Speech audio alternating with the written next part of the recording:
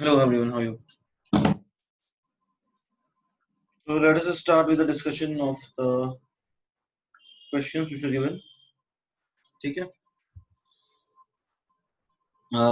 Everyone, can you hear me? Can you see the screen? क्या आप मुझे सुन सकते हैं? क्या आपको स्क्रीन दिखाई दे रही है? चलो, all good. ठीक है. So let us start with the homework discussion. क्या था? एक मिनट रुक जाओ ना.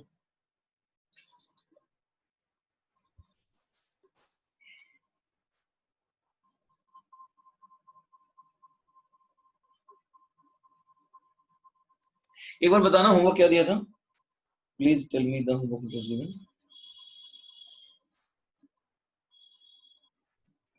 Anybody please respond. थोड़ा बताओ एक बार क्या था? 14 to 25 था. उसके पहले भी एक क्वेश्चन दिया था, वो हो गया था क्या? किसी एक्सरसाइज से दिया था शायद, एक क्वेश्चन दिया था. हाँ, इंटेक्स एक्सरसाइज 3 का 6 वो हो गया सबको. Intex exercise 3 question 6 done. ठीक, किसी को डाउट नहीं है ना उसमें? फाइन, ठीक है. तो let us come to the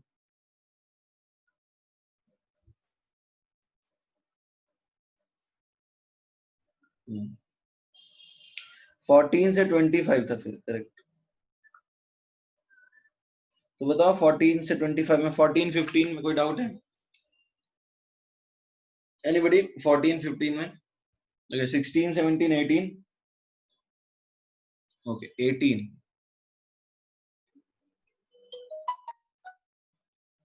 First and second excitation potentials of hydrogen atom in electron volt would be. First excitation potential का मतलब क्या हुआ और सेकंड एक्साइटेशन पोटेंशियल का मतलब क्या हुआ? देखो, this is n is equal to 1, इसको हम बोलते हैं ग्राउंड स्टेट. ठीक है,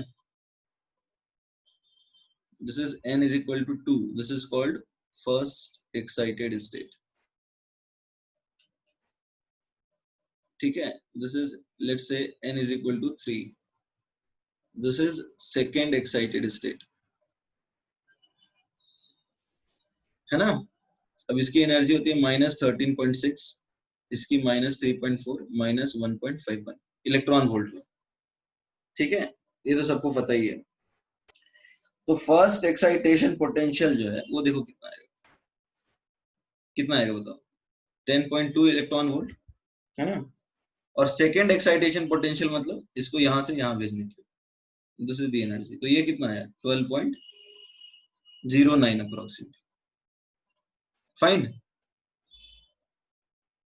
तो first excitation potential is the energy required to send in the first excited state, and second excited potential is the energy required to send the electron in the second excited state. देखो, excitation potential क्या है? Excitation energy की बात करें यदि हम, तो देखो एक्साइटेशन एनर्जी क्या है? Excitation energy is 10.2 electron volt. यानी पोटेंशियल क्या हुआ? ये तो एनर्जी हुआ, तो एक्साइटेशन पोटेंशियल क्या होगा? एक्साइटेशन पोटेंशियल क्या होगा? एक्साइटेशन पोटेंशियल होगा 10.2 वोल्ट. ठीक है, डाउट है इसमें किसी को? Everybody clear? 18 में कोई डाउट है? फाइन, नेक्स्ट बताइए.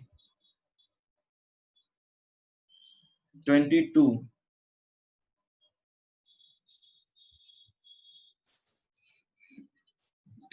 में क्या है? Let us see this. 19. Okay, 19 देखते हैं फिर. The separation energy of the electron present in n is equal to 3 is.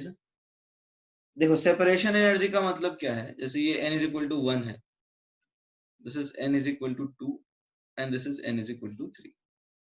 अब n is equal to 3 की एनर्जी होती है -1.51. तो सेपरेशन का मतलब क्या है? यहां से सेपरेट करके इंफिनिटी में भेज दो.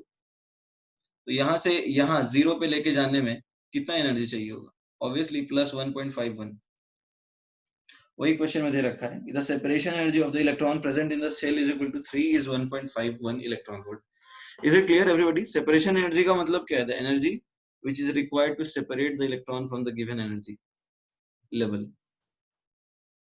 Is that clear? फाइन। तो अब देखो क्या है, हमें अब क्या करना है, हमें पूछा ये जा रहा है कि what is the energy in the first excited state. तो फर्स्ट एक्साइटेड स्टेट तो एनर्जी इक्वल टू 2 है, तो इसका एनर्जी तुम्हें पता है ना क्या होता है, -3.4 इलेक्ट्रॉन वोल्ट होता है। Is that clear everyone?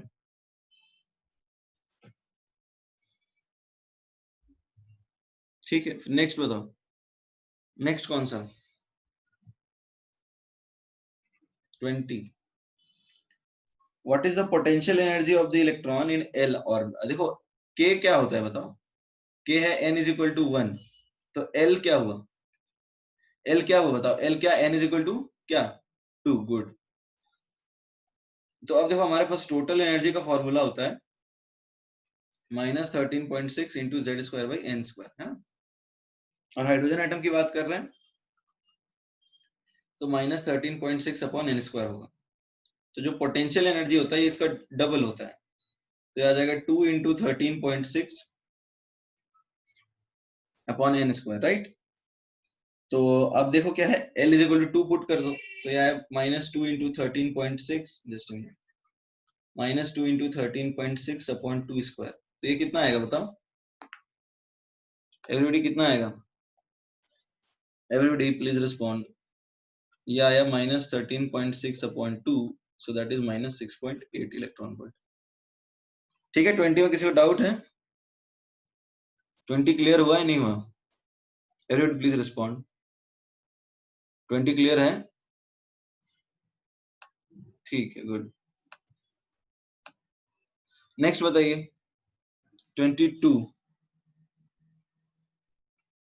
Okay 22, देखो गोइंग फ्रॉम के शेल टू एन शेल, के क्या है, n इज इक्वल टू 1, फिर आता है l, फिर आता है m, फिर आता है n। तो ये हो जाएगा 2, ये हो जाएगा 3, ये हो जाएगा 4। ठीक है, तो let us assume that we are moving from n is equal to 1 to n is equal to 4, है ना। हम n इज इक्वल टू 1 से n इज इक्वल टू 4 पे जा रहे हैं। तो इस प्रोसेस में काइनेटिक एनर्जी क्या होता है, काइनेटिक एनर्जी होता है माइनस टोटल एनर्जी, तो हो जाएगा +13.6, हाइड्रोजन एटम की बात कर रहे हैं, अपॉन n स्क्वायर। तो अब देखो काइनेटिक एनर्जी फर्स्ट शेल में होता है 13.6 इलेक्ट्रॉन वोल्ट, और काइनेटिक एनर्जी फोर्थ शेल में होता है 13.6 अपॉन 16 इलेक्ट्रॉन वोल्ट, यानी अप्रोक्सीमेटली 0.8 इलेक्ट्रॉन वोल्ट। तो अब बताओ काइनेटिक एनर्जी क्या हो रहा है, काइनेटिक एनर्जी क्या हो रहा है बताओ, काइनेटिक एनर्जी डिक्रीज हो रहा है। टोटल एनर्जी क्या होगा बताओ। अब चलो हम बात कर लेते हैं टोटल एनर्जी की। तो टोटल एनर्जी फर्स्ट शेल में होता है -13.6 इलेक्ट्रॉन वोल्ट, और टोटल एनर्जी फोर्थ शेल में होगा -0.8 इलेक्ट्रॉन वोल्ट। देखो टोटल एनर्जी तो बढ़ रहा है या कम हो रहा है बताओ, टोटल एनर्जी तो इंक्रीज हो रहा है ना, total energy is increasing, fine. Potential energy देखो फर्स्ट ऑर्बिट में क्या है, 2 टाइम्स होगा ना पोटेंशियल एनर्जी, तो ये आएगा -27.2 इलेक्ट्रॉन वोल्ट, और ये इसका 2 टाइम्स होगा, तो अब ये देखो -1.6 इलेक्ट्रॉन वोल्ट। तो पोटेंशियल एनर्जी भी तो इंक्रीज हो रहा है। तो क्या आंसर बना बताओ, what is the correct answer? Correct answer क्या है, ऑप्शन ए, गुड। ठीक है, आगे बढ़ जाए एवरीबॉडी, ये लिखना है क्या? ठीक है, ठीक है।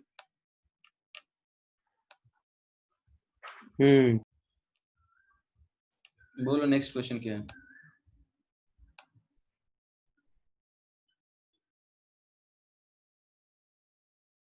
एवरीबॉडी नेक्स्ट क्वेश्चन, एक मिनट है ना।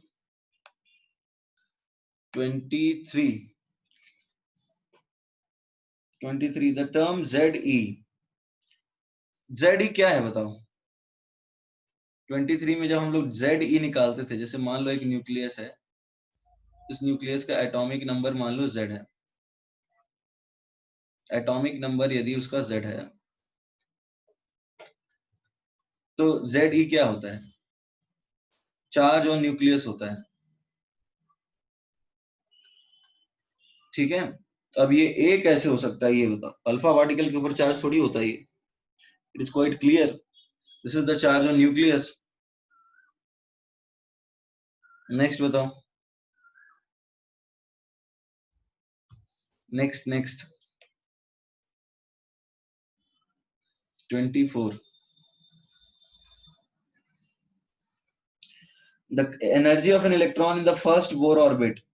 ठीक है, देखो एनर्जी फर्स्ट बोर ऑर्बिट में क्या है, इट इज -13.6 इलेक्ट्रॉन वोल्ट। ठीक है, तो possible energy in excited states क्या क्या हो सकता है। तो एनर्जी जो हम 2 की बात करेंगे फर्स्ट एक्साइटेड स्टेट की, तो आएगा दिस अपॉन 4 यानी 2 स्क्वायर। तो ये आएगा कितना बताओ, 3.4 इलेक्ट्रॉन वोल्ट। फिर 3 हम थर्ड एनर्जी की निकालेंगे, तो ये आएगा अपॉन 9 यानी -1.51 इलेक्ट्रॉन वोल्ट। और यदि हम फोर्थ ऑर्बिट की निकालेंगे, तो ये आएगा क्या, -0.81 इलेक्ट्रॉन वोल्ट। तो अब देखो क्या क्या पॉसिबल हो रहा है बताओ, सिर्फ एक ही पॉसिबल हो रहा है, ऑप्शन ए। ठीक है ना, इज दैट क्लियर? कुछ और डाउट है?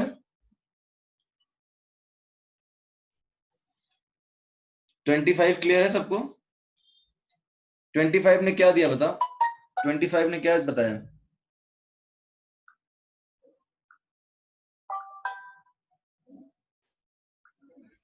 एवरीबॉडी 25 में क्या आंसर होगा बताओ, बोर्स थ्योरी ने क्या दिया?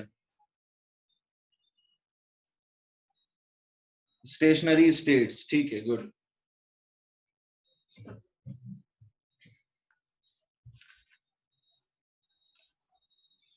चलो ठीक है, गुड। जिन्होंने सब सॉल्व कर लिया वेरी गुड। ऐसा कोई है जिससे एक भी नहीं हुआ?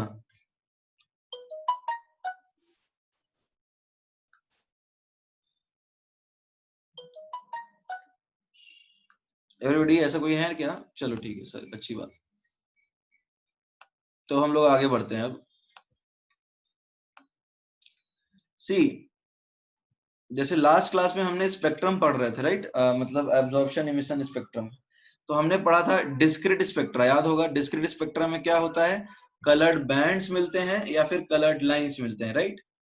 तो हम लोग पढ़ रहे थे लाइन स्पेक्ट्रा। बैंड स्पेक्ट्रा में कलर्ड बैंड्स मिलते हैं जो कि मॉलिक्यूल्स इमिट करते हैं, राइट? और लाइन स्पेक्ट्रा में क्या मिलते हैं, लाइंस मिलते हैं, बारकोड टाइप का पैटर्न मिलता है। और वो लाइंस जो बनते हैं स्क्रीन पे, हम उसको क्या बोलते हैं, स्पेक्ट्रल लाइंस। गुड। तो स्पेक्ट्रल लाइन भी समझ में आया होगा। तो स्पेक्ट्रल लाइन कैसे होगा, स्पेक्ट्रल लाइन क्या होता है, it is a line, it is a line corresponding to a distinct emission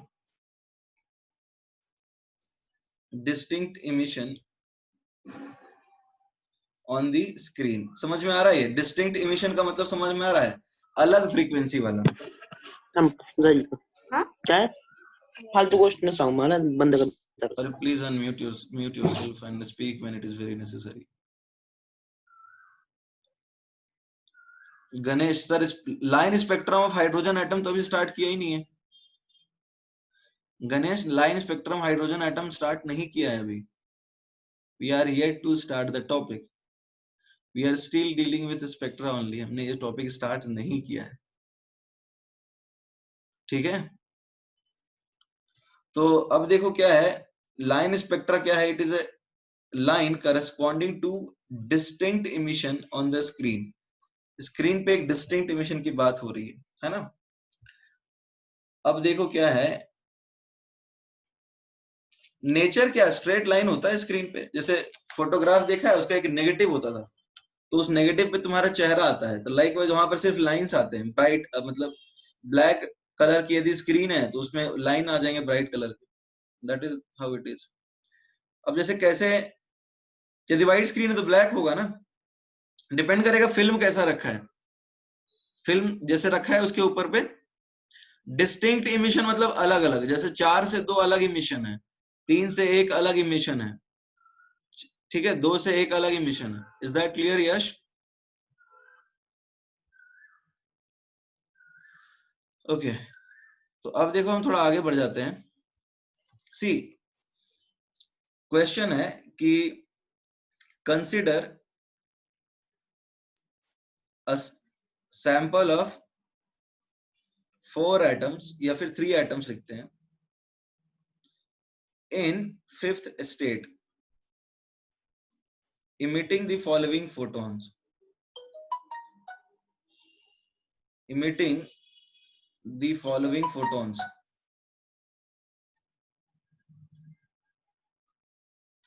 ठीक है ना? अब ये देखो एटम 1 मतलब 4 एटम है हाइड्रोजन का अपने पास, सॉरी 3 दिया है, 3 क्वेश्चन में दिया है, तो अपने पास 3 हाइड्रोजन के एटम्स हैं, एटम 1 और एटम 3 सब अलग अलग तरह से जंप मार रहे हैं। एटम 1 में हुआ 5 से 4, 4 से 3, 3 से 2, 2 से 1। एटम 2 में 5 से 3, 3 से 1। एटम 3 में 5 से 4, 4 से 3, 3 से 2, 3 से 1। तो अब समझ में आ रही है बात? मान लो एक तुम्हारे पास सैंपल है हाइड्रोजन एटम का, तुम्हारे पास एक सैंपल है किसका? हाइड्रोजन एटम का, और वो जो सैंपल है हाइड्रोजन एटम का उसमें 3 सैंपल्स दिए हुए हैं।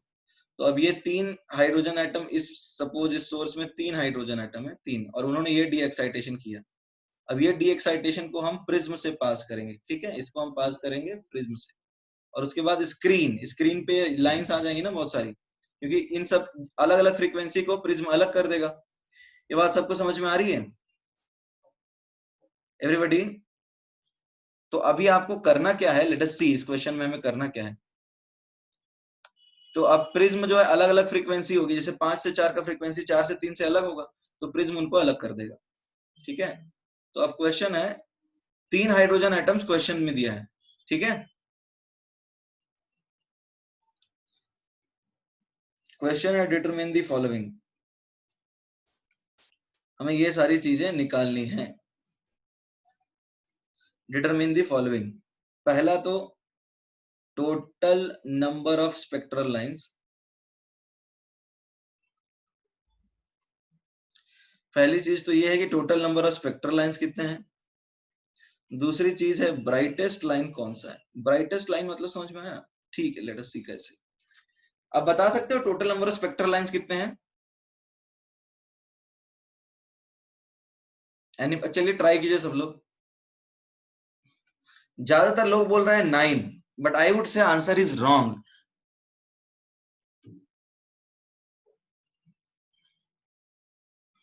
Nobody has given the correct answer as of now. किसी ने सही आंसर नहीं दिया अब तक।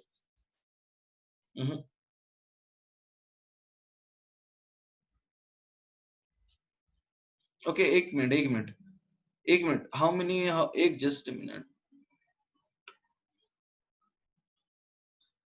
आंसर, अच्छा कितने लोगों ने 6 answer, answer is 6 actually, answer 6 लोगों ने दिया है, सॉरी 6 काफी लोगों ने दिया, आंसर इज 6। ओके, आंसर 6 है, बहुत सारे लोगों ने 6 आंसर दिया था, गुड। हाँ, आर्यन वाघ, सोनाली, नैनेश, सुमति, ओके ओके गुड। तो जिन्होंने 6 आंसर दिया, कैन यू एक्सप्लेन कैसे हो रहा है?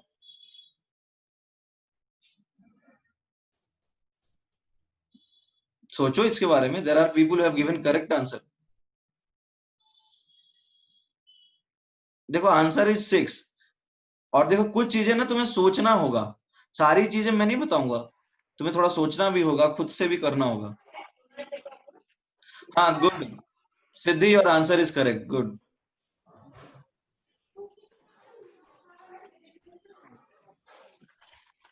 ठीक है, हाँ कुछ बच्चे सही आंसर दे रहे हैं, गुड गुड गुड। अरे देखो एक्चुअली समझने की कोशिश करो, यहाँ पे क्या है, 5 से 4, ठीक है, 5 से 4, और यहां भी इसने ट्रांजिशन मारा 5 से 4। तो तुम्हें क्या लगता है, ये भी 5 से 4 मार रहा है, ये भी 5 से 4 मार रहा है, दोनों की वेवलेंथ और फ्रीक्वेंसी अलग अलग होगी क्या? दोनों तो हाइड्रोजन एटम ही है। समझ में आ रहा है? Parth is giving, Sumiti you are also giving correct answer, good. तो अब जरा देखो, यहां भी 5 से 4, यहां भी 5 से 4, तो दोनों जगह पे जो 5 से 4 है उन दोनों का फ्रीक्वेंसी वेवलेंथ अलग अलग होगा क्या? यहां मैंने लिखा है डिस्टिंक्ट इमिशन। डिस्टिंक्ट इमिशन क्यों लिखा है वो देखने की कोशिश करो, डेफिनेशन भी ऊपर लिखा है मैंने। यहाँ पे जो 5 से 4 है उसका यदि फ्रीक्वेंसी ν1 है, और यहाँ पे जो 5 से 4 है उसका फ्रीक्वेंसी भी तो ν1 ही होगा, तो प्रिज्म इनको अलग करेगा क्या? एवरीबॉडी, प्रिज्म इनको अलग करेगा? नहीं करेगा। समझ में आया? तो ये दोनों सेम लाइन है, ये दोनों को बोल दो एक लाइन, ये दोनों एक ही लाइन है, इनको अलग नहीं कर सकता है प्रिज्म। Is that clear? फिर अब देखो 4 से 3 तो कहीं और नहीं है, तो ये हो जाएगा दूसरा लाइन। फिर 3 से 2 कहीं और नहीं है, तो ये हो जाएगा तीसरा लाइन। ठीक है, फिर 2 से 1 कहीं और नहीं है, तो ये हो जाएगा चौथा लाइन। अब देखो 4 से 3 यहाँ पे रिपीट हुआ ना, 4 से 3 रिपीट हुआ, तो ये भी यही दूसरा लाइन ही है। ठीक है ना, 4 से 3 भी रिपीट हुआ तो ये भी दूसरा लाइन है। अब देखो क्या है, 4 लाइन इधर हो गया, 5 से 3 कहीं मिल रहा है, कहीं और नहीं मिल रहा है, तो ये पांचवा लाइन। 3 से 1 देखो मिल रहा है, तो ये छठा लाइन हुआ। तो समझ में आया डिस्टिंक्ट ट्रांजिशन का मतलब क्या है? उन डिस्टिंक्ट ट्रांजिशन की अलग अलग वेवलेंथ होंगी, उन डिस्टिंक्ट ट्रांजिशंस की अलग अलग वेवलेंथ होंगी, तो प्रिज्म उनको अलग कर देगा। तो अब कितने स्पेक्ट्रल लाइन बनेंगे एवरीबॉडी? कितने स्पेक्ट्रल लाइन बनेंगे? 6। इसमें किसी को दिक्कत है? समझ में आया या नहीं आया? Everybody is that clear? Okay ठीक है। नंबर ऑफ लाइंस में किसी को डाउट है तो पूछ लो। ओके, अब ब्राइटेस्ट लाइन देखो कौन सा है। ब्राइटेस्ट लाइन सबसे ज्यादा कौन होगा पता है? जिसमें सबसे ज्यादा फोटोन आएंगे। अरे कोई चीज ज्यादा चमकती है, इसका मतलब क्या है? वहां पे ज्यादा इंटेंसिटी है, ज्यादा फोटॉन्स आ रहे हैं, इसका मतलब समझ में आया? कोई चीज ज्यादा चमक रही है, इसका मतलब ज्यादा फोटोन जा रहे होंगे। तो अब देखो 3 बार तो कोई नहीं है, 2 बार रिपीटेड कौन सा है? 5 से 4 होगा, 2 बार आ रहा है वो भी। ठीक है, 4 से 3 भी 2 बार आया। ठीक है, 3 से 1 भी 2 बार आया। तो ये तीनों इक्वली ब्राइट होंगे, ये तीनों क्या होंगे? इक्वली ब्राइट, क्योंकि सब में 2-2 फोटोन आया है ना। समझ में आया या नहीं आया? 5 से 4, 4 से 3 और 3 से 1, ये 2-2 बार रिपीट हो रहे हैं, तो ये तीनों लाइंस इक्वली ब्राइट होंगे और बाकी सारे क्या होंगे? बाकी सारे फेंट होंगे। यानी कि हम बोलें तो 3 से 2, 5 से 3 और 2 से 1, ये हल्के फेंट होंगे, फेंट लाइंस। बारकोड में भी देखा होगा, कुछ लाइन ज्यादा ब्राइट बनाया होता है, ठीक है, कुछ लाइन थिक बनाया हुआ होता है और कुछ थिन बनाया हुआ होता है।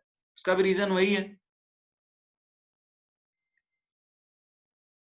Everybody clear? इक्वली फेंट होंगे, हाँ इक्वली फेंट। तो देखो इस तरह से हमें स्पेक्ट्रल लाइन मिलता है और इससे हमें लाइन स्पेक्ट्रा मिलता है। How do you conclude Shreyas की 3:1 का हाईएस्ट एनर्जी होगा? हाँ 3:1 हाइड्रोजन, हाँ ठीक है। तो but energy has nothing to do, हाँ ठीक है, एनर्जी वाली बात तुम्हारी सही है, but energy, Shreyas energy has nothing to do with this. Energy का कोई मतलब ही नहीं है यहाँ पे, एनर्जी से क्या मतलब है? ये लिख लो सब लोग।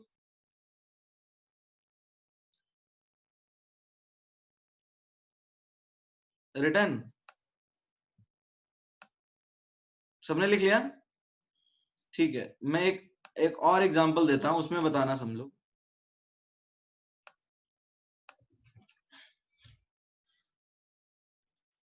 Consider the sample of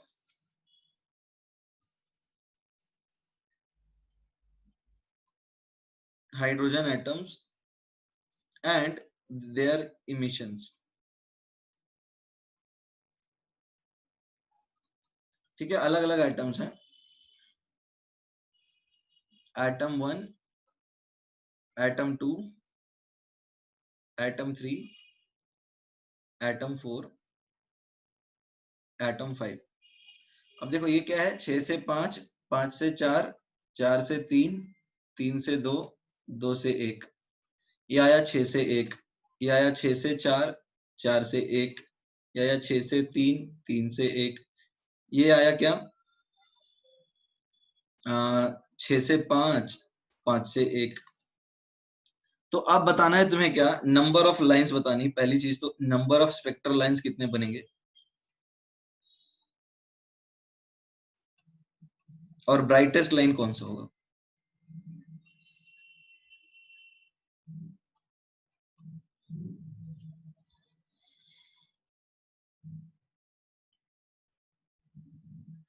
number of spectral lines कितने होंगे बताओ? 11। ओके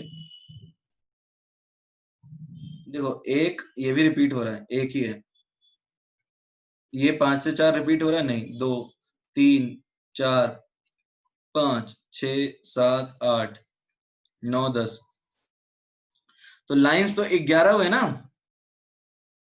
लाइंस 11 हो गए। ये समझ में आया? इसमें किसी को डाउट है? और ब्राइटेस्ट लाइन वही जो रिपीट हुआ है, देखो 6 से 5 जो है वही एक बार रिपीट हुआ है, तो ये होगा ब्राइटेस्ट लाइन 6 से 5। Is that clear? से यस और नो? तो इस तरह से लाइन स्पेक्ट्रा बनता है, और इससे हमें पता चलता है कितने लाइंस बनेंगे, कौन सा ब्राइटेस्ट लाइन होगा, कौन से लाइन डल होंगे। तो इसमें किसी को डाउट तो नहीं होना चाहिए। अब समझ में आ गया स्पेक्ट्रल लाइन कैसे बनता है? ठीक है, तो इसको लिख लो पहले तो।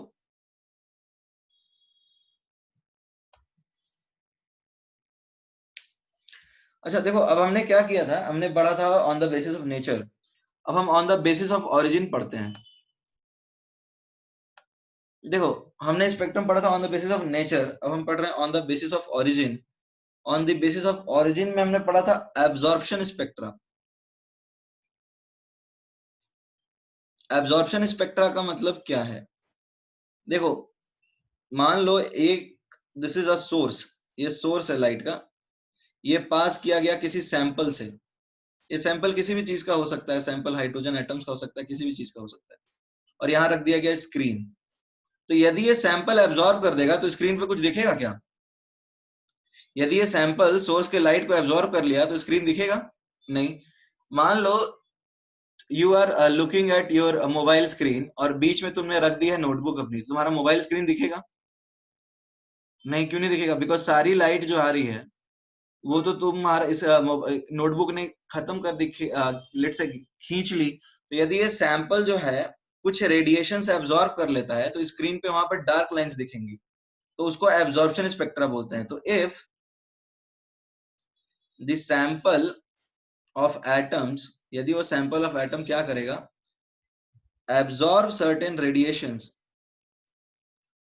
एब्जॉर्ब सर्टेन रेडिएशंस, यदि वो कुछ रेडिएशंस को एब्जॉर्ब कर लेता है, then dark lines, dark lines का मतलब, या फिर डार्क लाइंस बोलो या फिर डार्क पैटर्न बोलो, वहां कुछ नहीं दिखेगा, जो स्क्रीन है वैसा ही लगेगा। नॉर्मली स्क्रीन डार्क होता है, ठीक है? तो ये इस केस में मान लो सैंपल ने कुछ रेडिएशंस एब्जॉर्ब कर लिए और स्क्रीन हमारी काली है, तो वहां पे डार्क लाइंस और dark pattern will be observed, dark lines और dark pattern will be observed on the screen. ठीक है? Is that clear? This is called, this is called absorption spectra.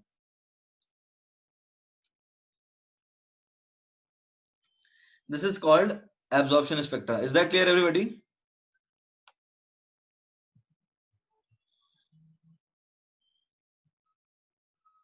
ठीक है।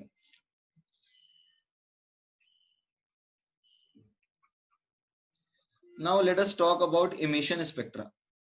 देखो, हम जो चीज देख पाते हैं वो देखते हैं एब्जॉर्प्शन की वजह से या इमिशन की वजह से? अंधेरे में हमें कोई चीज दिखती है क्या? अंधेरे में हमें कोई चीज नहीं दिखती, क्योंकि अंधेरे में इमिशन नहीं होता, राइट? तो अब जैसे मान लो you are looking at your screen, तुम अपने स्क्रीन को देख रहे हो, या फिर तुम अपने पड़ोसी को देख रहे हो, तो तुम अपने पड़ोसी को क्यों देख पा रहे हो? रात में तो नहीं देख पाते पड़ोसी, यदि अंधेरा है तो दिन में देख पाते हो। बिकॉज होता क्या है, सनलाइट इंसिडेंट होती है बॉडी पे, और उससे इमिशन होता है फोटॉन्स का, और वो इमिशंस तुम्हारे रेटिना पे इमेज बनाती है, that is why you are able to see him और योर स्क्रीन और एनीथिंग एल्स। ठीक है? तो हम देखते क्यों है? Because of emission. तो यदि मान लो तुम्हारा सैंपल कुछ इमिट करे, दिस इज सैंपल, और ये इमिशंस स्क्रीन पे जब जाएंगी तो तुम्हें क्या मिलेगा? तुम्हें मिलेगा ब्राइट पैटर्न, कुछ ब्राइट पैटर्न बनेगा ना। जैसे तुम दिन में चीजों को देखो तो तुम्हें कुछ इमेज बनता है, तो क्यों? क्योंकि दिन में लाइट एब्जॉर्ब करके वो इमिट कर रही है। ठीक है? तो if the given sample, if the given sample of atoms emits photons, then bright pattern, देखो ब्राइट पैटर्न मिलेगा कंटिन्यूअस में, right?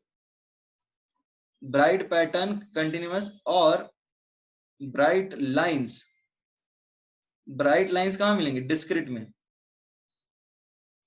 Will be obtained on the screen. Recording app पे जाता है ना, और यूट्यूब पे भी तो रहता ही है, वही मिलेगा,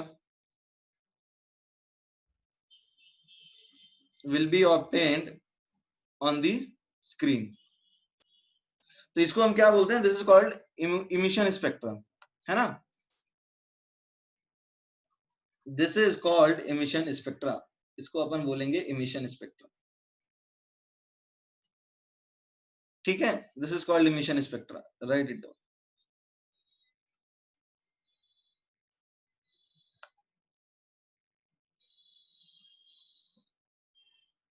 क्या डाउट है? बोलो आर्यन, आर्यन क्या डाउट है? Aryan tell me what is your doubt? हाँ, डी एक्साइटेशन से प्रोड्यूस, हाँ अनम्यूट करो अपने आप को, परमिशंस नहीं है क्या? करो, बोलो बोलो आर्यन। Hello sir. हाँ बोलो। सर वो एब्जॉर्प्शन स्पेक्ट्रा और एमिशन स्पेक्ट्रा में जितनी एनर्जी वो लेता है नहीं तो देता है, वो क्वांटाइज्ड रहती है? यदि इलेक्ट्रॉन एनर्जी अब्सॉर्ब कर रहा है तो क्वांटाइज रहेगा, यदि एटम कर रहा है तो नहीं रहेगा। ओके, यही पढ़ा इसलिए था ना डाउट हमने? है। हाँ। हाँ।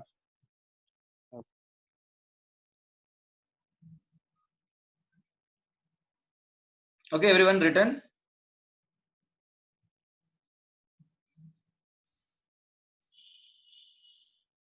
ठीक है, तो देखो बेसिकली तुम्हें आई होप समझ में आ गया होगा कि what is spectra, what is emission spectra, what is absorption spectra, what is मतलब discrete spectra, what is continuous spectra. इसमें किसी को डाउट तो नहीं है? एक्चुअली में देखो हमें ये सारी चीजें नहीं पढ़नी है, हमें जो टॉपिक पढ़ना है वो पढ़ना है line spectra of hydrogen atom. ये हमारा प्रॉपर टॉपिक है बोर्स थ्योरी के अंदर, line spectra of hydrogen atom. अब line spectra of hydrogen atom क्या है? It is a discrete emission spectra. जो लाइन स्पेक्ट्रा है हाइड्रोजन एटम का, this is a discrete emission spectra. ये समझ में आ रहा है कैसे? एवरीबॉडी इज दैट क्लियर कि ये कैसे हुआ डिस्क्रीट इमिशन स्पेक्ट्रा? देखो क्योंकि हाइड्रोजन की तो लाइंस हमें प्रॉपर स्क्रीन पे दिखते हैं ना, हाइड्रोजन की जो लाइंस हैं वो तो हमें प्रॉपर स्क्रीन पे दिखते हैं। तो अब जब वो हमें प्रॉपर स्क्रीन पे दिख रहे हैं तो वो एब्जॉर्प्शन स्पेक्ट्रा है या इमिशन स्पेक्ट्रा है? ऑब्वियसली इमिशन है ना। और वो क्योंकि लाइंस हैं तो वो डिस्क्रीट है, यदि कंटिन्यूअस होता तो वो तो पैटर्न होता। Everybody are you clear on this much? Everybody please respond, clear हो ना इस बात पे? ठीक है, तो हाइड्रोजन का जो लाइन स्पेक्ट्रा है वो उसका डिस्क्रीट इमिशन स्पेक्ट्रा है। तो अब यहाँ पे कॉन्सेप्ट क्या होता है कि line spectra of every element, line spectra of every element is unique and discrete मतलब वन आफ्टर अदर। ऐसा डिस्क्रीट मतलब जो कुछ ही मिलेंगे सारे नहीं मिलेंगे, बीच बीच में स्पेसिंग होती है ना बारकोड जैसा, इसलिए discrete. Discrete line spectra of every element is unique and is hence used for like a barcode identification of an element। ये बात समझ में आई या नहीं आई? देखो जैसे you are looking at your friend, या फिर तुम किसी को भी देख रहे हो, बंदर को देख रहे हो, गधे को देख रहे हो, गधे और बंदर की शक्ल पहचानने में दिक्कत होगी। So let us look at a human being. Let's say you are looking at your friend, तुम अपने दोस्त को देख रहे हो, तो तुम्हारा दोस्त जो इमिट करता है उससे उसका एक शक्ल बनता है, इमेज, और वो शक्ल उसकी यूनिक है एंड तुम्हारे दिमाग में उसकी शक्ल ही उसकी आइडेंटिटी बनती है, right? Everybody is that clear? तो वो जो तुम्हारा दोस्त जो इमिट कर रहा है वो यूनिक है, और वो जो इमिशन है वही उसका आइडेंटिटी है ना। जैसे तुम कहीं भी एडमिशन लेते हो तो फोटो चिपकाते हो ना, तो वो तुम्हारा आइडेंटिटी है।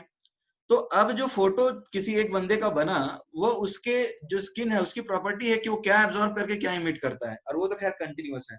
उसी तरह से जो एवरी एलिमेंट जो एब्जॉर्ब करेगा फ्रीक्वेंसी और नहीं, जो एब्जॉर्ब करेगा फ्रीक्वेंसी और जो इमिट करेगा फ्रीक्वेंसी, वो तो उसके एनर्जी लेवल्स पे डिपेंड करता है और वो भी यूनिक है।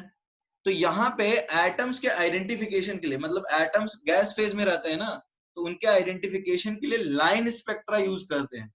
और ये सब कौन कर रहा था, यही हमने पढ़ा था ना, लेके भागो pasta burger pizza, Lyman बामर Paschen bracket fund, ये सब साइंटिस्ट कर रहे थे। ठीक है, they were studying on line spectra and they were using it for identification of elements. Everybody is that clear? तो अब देखो बोर ने उन सबको एक्सप्लेन किया। तो देखो एक्सपेरिमेंट क्या है, पहले तो हम एक्सपेरिमेंट देखते हैं कि लाइन स्पेक्ट्रा बनता कैसे है। एक्सपेरिमेंटल सेटअप, देखो एक्सपेरिमेंटल सेटअप सीधा सा है। ये एक वैक्यूम ट्यूब लेंगे हम लोग। वैक्यूम ट्यूब समझते हो, खाली डब्बा, इसमें वैक्यूम हो।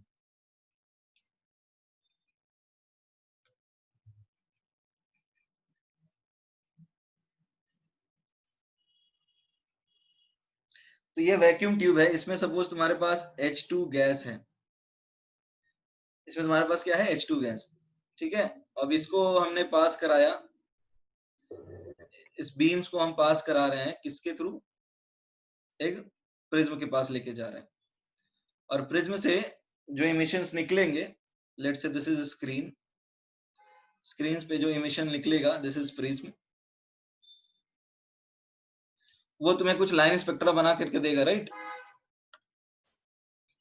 वो तुम्हें क्या करेगा, वो कुछ लाइन स्पेक्ट्रा बना करके देगा, ये कुछ पैटर्न बन जाएगा यहाँ पे। ठीक है, यहाँ पे कुछ पैटर्न बनेगा। तो देखो यहाँ प्रोसेस बड़ा आसान है, इसको एक्साइट करना है, फिर एनर्जी बंद कर देना है, डी एक्साइट होगा, तो उसके बाद विदाउट एयर, हाँ यदि एयर रखोगे तो और भी गैसेस हो जाएंगे ना, तो यहाँ पे वैक्यूम में हम लोग H2 डाल देते हैं सिर्फ। Everybody is that clear? अरे हाँ या ना बोलो। अरे देखो करना क्या है, एनर्जी दोगे तो H2 टूट जाएगा ना हाइड्रोजन एटम में, फिर और एनर्जी दोगे बट आयनाइजेशन से कम रखोगे, तो क्या होगा, हाइड्रोजन में इलेक्ट्रॉन एक्साइट होगा, फिर डी एक्साइट हो जाएगा। तो एनर्जी देना है, फिर हाइड्रोजन को एक्साइट करवाना है, फिर एनर्जी डिसकंटिन्यू कर देना है, बंद कर देना है। तो क्या होगा, डी एक्साइट होगा, और डी एक्साइट होगा। अरे जैसे मान लो तुम्हें किसी की शक्ल देखनी है, तो अंधेरे में बैठे हुए अपने दोस्त के साथ, तो तुम्हें उसका चेहरा देखना है, तो क्या करोगे, लाइट जलाओगे, चेहरा देख लिया, लाइट बंद कर दो। तो बेसिकली क्या है, एब्जॉर्प्शन और इमिशन ना। तो बेसिकली क्या है, हाइड्रोजन को एनर्जी देना है, हाइड्रोजन को एनर्जी देंगे तो बॉन्ड टूटेगा, हाइड्रोजन एटम बन जाएगा। फिर हम क्या करेंगे, इसको एक्साइट कर देंगे ताकि इलेक्ट्रॉन हायर एनर्जी में चला जाए। ठीक है, हायर एनर्जी में चला गया, उसके बाद एनर्जी सप्लाई बंद कर दिया, तो उसके बाद क्या होगा बताओ, इलेक्ट्रॉन्स डी एक्साइट होंगे, और डी एक्साइटेशन की वजह से बहुत सारे लाइंस बन जाएंगे। ठीक है ना, बहुत सारे फोटॉन्स इमिट होंगे, वो प्रिज्म से पास होंगे और वो सेपरेट हो जाएंगे। तो ये समझ में आया कैसे बन रहा है स्क्रीन, स्क्रीन पे पैटर्न कैसे मिल रहा है, समझ में आया या नहीं आया? Is that clear? तो देखो बारकोड स्कैनर इन एग्जिस्ट एक्साइट्स, अरे बारकोड स्कैनर थोड़ी एक्साइट करता है, एनर्जी दे रहे हैं हम ताकि एक्साइट करे, एक्साइट करने के बाद एनर्जी हमने बंद कर दिया तो ये डी एक्साइट होगा, डी एक्साइट होने के बाद बहुत सारे लाइंस स्क्रीन पे मिल जाएंगे। ये बारकोड स्कैनर जो तुम्हारा नोटबुक में, उसका यहाँ कुछ यूज नहीं है, उसके जैसा है ये। Shri is that clear? Okay, तो देखो क्या है, energy is supplied such that, सीधा सा कॉन्सेप्ट है, एनर्जी इस तरह सप्लाई करते हैं सच दैट द इलेक्ट्रॉन्स या फिर द इलेक्ट्रॉन्स अंडरगो एक्साइटेशन। ठीक है, तो व्हेन सप्लाई इज डिसकंटिन्यूड, जब सप्लाई को बंद कर दिया, when supply is discontinued, then electrons de-excite, then electrons de-excite to ground state, emitting photons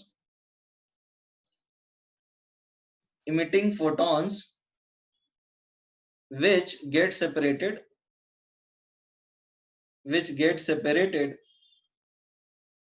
by the prism, and hence they produce pattern नहीं लिख करके line spectra of hydrogen atom. Everybody, is that clear? Everybody, is that clear? ठीक है, चलो इसको अब लिख लो.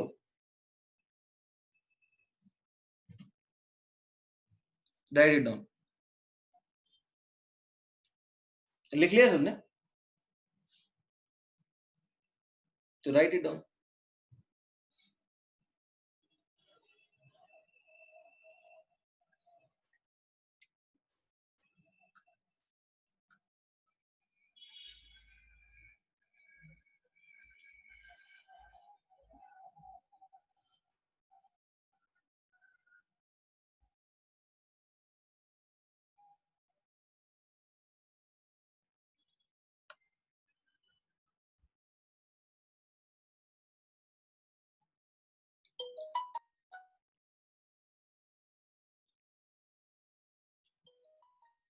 Ground state, अरे जब ऊपर से नीचे आएगा, एक्साइटेड स्टेट से नीचे आएगा तो इमिट करेगा ना फोटोन.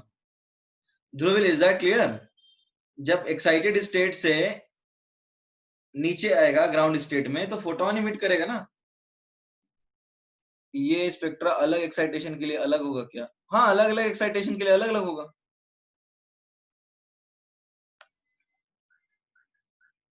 Is that clear?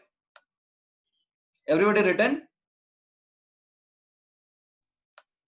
ठीक है, अब देखो हम थोड़ा आगे बढ़ जाते हैं. देखो वो जमाना भी ऐसा था कि एक साइंटिस्ट कोई अकेले काम नहीं करता था, उसके बहुत सारे एसोसिएट्स होते थे. एसोसिएट्स मतलब शागिर्द, चेले. तो उसका एक एसोसिएट साइंटिस्ट था, उसका नाम था रिडबर्ग. सॉरी स्पेलिंग गलत हो गया. रिडबर्ग. तो रिडबर्ग्स फॉर्मूला में रिडबर्ग ने क्या बताया?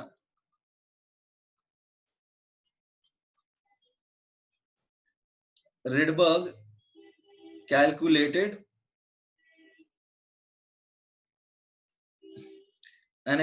बोर का एसोसिएट, बोर का an expression for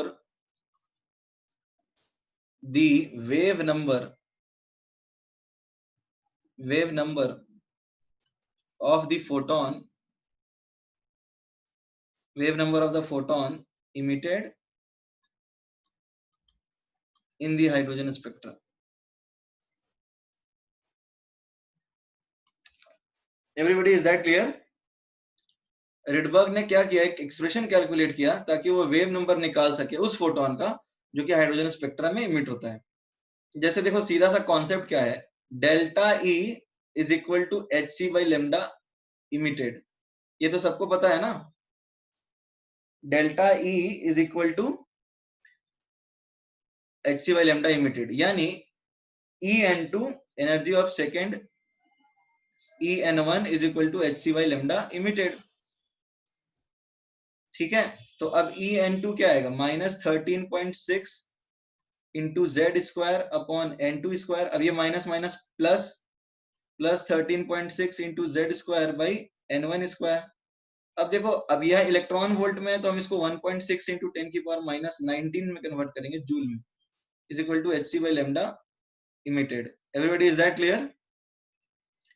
अब देखो हम क्या करते हैं, 13.6 इंटू 1.6 इंटू 10 की पावर -19 बाई एच सी, ये आ गया.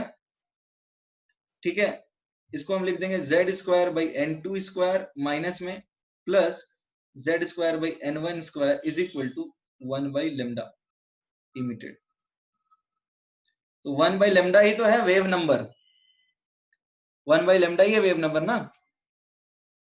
तो अब देखो हम सीधा क्या लिख सकते हैं यहाँ पे, wave number that is 1 by lambda is equal to 13.6 into 1.6 into 10 की power -19 upon hc into z square 1 by n1 square minus 1 by n2 square.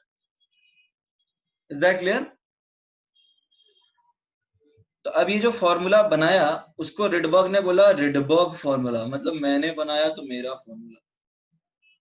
अब ये जो कांस्टेंट है इसको बोला उसने R H, I am talking about this constant. H और सी की वैल्यू पुट करोगे तो आएगा,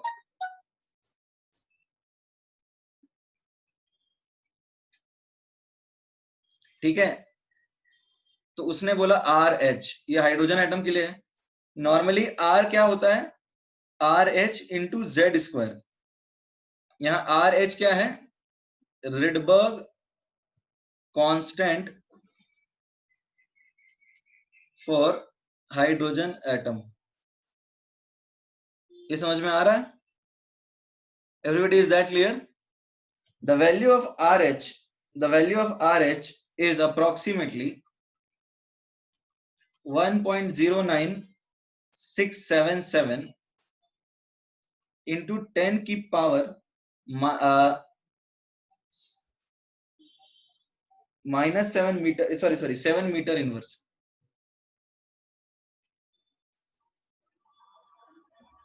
ठीक है, तुम इसको अप्रोक्सीमेटली ये लिख सकते हो, इट इज 1.1, देखो क्योंकि ऑब्वियसली 1.0967 है, इंटू 10 की पावर +7 मीटर इनवर्स। ठीक है,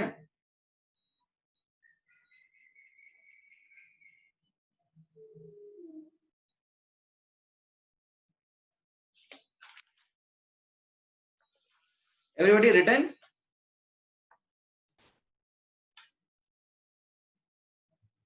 इसको लिख लो एक बार, रिडबर्ग फॉर्मूला है, ये भी इंपॉर्टेंट फॉर्मूला है।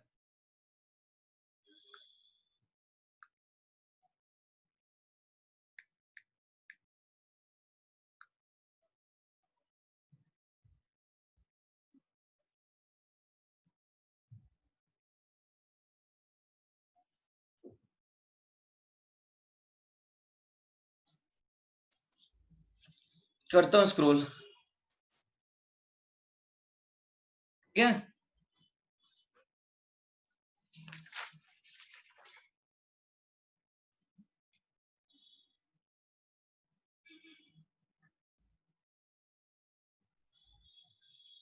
Everybody written now?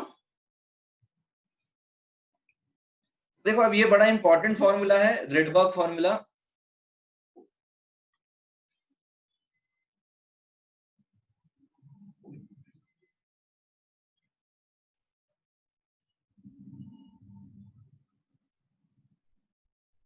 Metre inverse क्यों? अरे वेव नंबर का यूनिट क्या होगा बताओ? ये किसके लिए फॉर्मूला है? N1 और N2 तो नंबर है और Z भी तो नंबर है, तो ये वेव नंबर ही होगा ना, तो इसलिए मीटर इनवर्स ही होगा। वेव नंबर का यूनिट क्या होता है ध्रुविल? ध्रुविल वेव नंबर का यूनिट क्या होता है? 1/मीटर। तो ये वेव नंबर है तो कांस्टेंट भी तो वेव नंबर का ही यूनिट पकड़ेगा ना, इसलिए metre inverse. RH has same dimension or unit as mu bar, यानी वेव नंबर। Everybody done? यहां पे क्या है, N1 क्या है, लोअर स्टेट, और N2 क्या है, हायर स्टेट। तो जब एक इलेक्ट्रॉन N2 से N1 जंप मारेगा, उस केस में हम लोग क्या करेंगे, वेव नंबर निकालेंगे by making use of Rydberg formula. RH, अरे मान लो ये hydrogen, RH into Z square क्या है, R क्या है, जैसे हाइड्रोजन के लिए RH आएगा, अब मान लो He+ के लिए करेंगे तो वहां पे तो जेड स्क्वायर आएगा ना। तो general Rydberg formula, Rydberg constant जो है वो जेड स्क्वायर यहां से आया ना, देखो ना कॉमन ले लिया बाहर। R is Rydberg constant for any hydrogen atom. Rydberg constant for any R is Rydberg constant for any hydrogen like atom and RH क्या है? It is for hydrogen atom. ठीक है?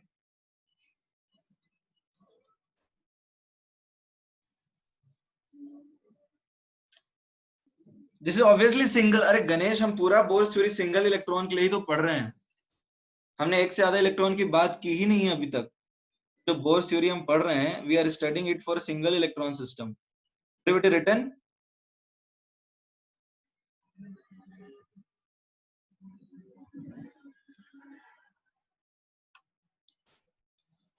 अब एक क्वेश्चन करते हैं. Calculate the wave number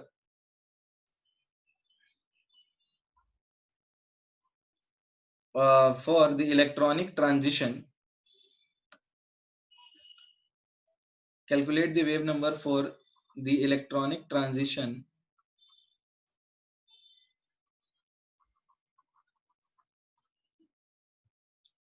in an hydrogen atom from n is equal to 4 to n is equal to 3 in terms of Rydberg constant, in terms of RH बराबर Rydberg constant.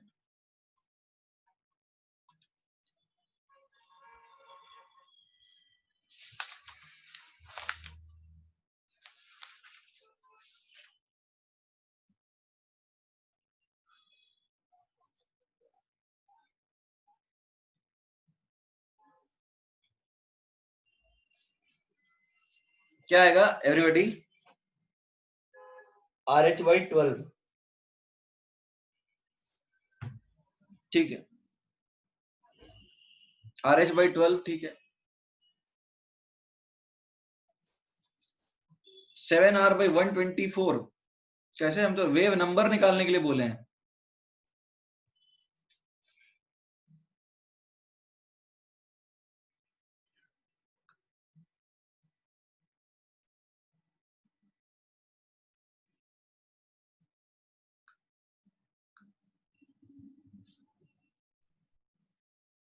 सबका आया answer?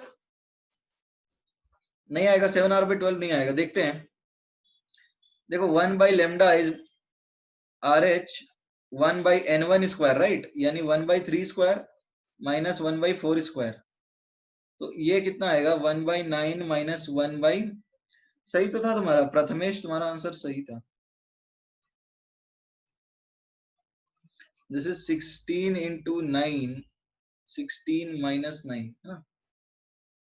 तो ये आएगा 7RH/144. ठीक है.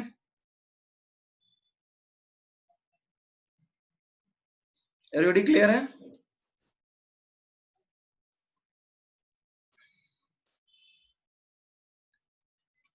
Next है calculate the wave number for the transition infinity to 1 in hydrogen atom in terms of Rydberg constant RH. ये बताओ क्या आएगा? ऑब्वियसली ये तो RH आएगा ना. देखो N1 क्या है यहाँ पे? N1 1 है और N2 इन्फिनाइट है. तो 1/λ जो न्यू बार होगा वो आएगा RH 1/1 स्क्वायर. तो ये आया क्या? RH आया, राइट? तो न्यू बार आ गया RH. तो ये तुम्हारा आंसर है. इसमें किसी को डाउट है? Everybody clear? ठीक है. तो अब देखो हम थोड़ा आगे बढ़ जाते हैं. जैसे हमने अभी क्या सीखा है? हमने सीखा हाइड्रोजन एटम का स्पेक्ट्रा. अब हम देखते हैं इसी तरह का क्वेश्चन है, फॉर्मूला लगाना है, इसमें ऐसा कुछ नहीं है श्रेयस, फॉर्मूला लगाना है 1/n1² - 1/n2², कर लेंगे, थोड़ा आगे बढ़ जाते हैं। अब देखो क्या है, हम देखेंगे वेरियस सीरीज, जैसे हमने बात किया था ना, लाइमन, बामर, ये सब various series in hydrogen spectra. Hydrogen spectra में बहुत सारे सीरीज बने हुए थे। तो अब देखो क्या है, हमने सीखा था क्या कि हाइड्रोजन स्पेक्ट्रा कुछ इस तरह का बारकोड टाइप का पैटर्न रहता है, राइट। हाइड्रोजन स्पेक्ट्रा कुछ इस तरह का बारकोड टाइप का पैटर्न रहता है, कोई ब्राइट रहता है लाइन, कोई डल रहता है लाइन, राइट। तो अब बोर ने क्या किया, इसको एक्सपैंड किया। कैसे एक्सपैंड किया, let us see this. Bore ने सारी चीजों को एक जगह पे दिखाने की कोशिश करी। Let us see how.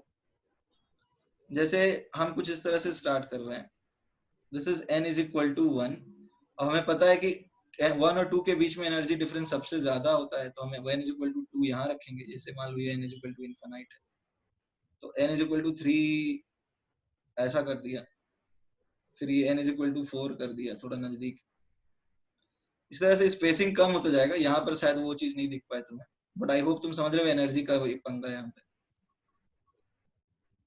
ये आ जाएगा n = 6, इसी तरह से n = 7। यहाँ पे स्पेसिंग कम हो रही है, ठीक है ना, उतना कम दिखाना पॉसिबल नहीं है डायग्राम में। तो यहाँ पे सबसे ज्यादा स्पेसिंग क्यों दिखाया है, एनर्जी डिफरेंस ज्यादा है इसलिए, ठीक है। तो अब एक साइंटिस्ट था, उसका नाम था लाइमन। उसने जो ऑब्जर्वेशंस कर रखे थे वो सारे 1 पे किए थे। मतलब मैं दिखाता हूं, ये एक लाइन, ये एक लाइन, ये एक लाइन, मतलब सारे इमिशंस खत्म होने चाहिए 1 पे। तो इसको उसने लाइमन की सीरीज नाम रखी, मतलब मैंने दी हुई है, लाइमन सीरीज इसको बोलते हैं, ठीक है। अब देखो बामर सीरीज है था, बामर सीरीज क्या है, 2 पे, ठीक है। तो ये आ गई क्या, बामर सीरीज।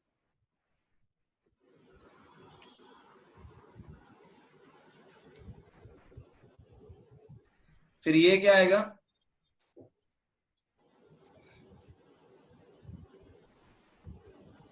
ये आ गया पास्चन सीरीज,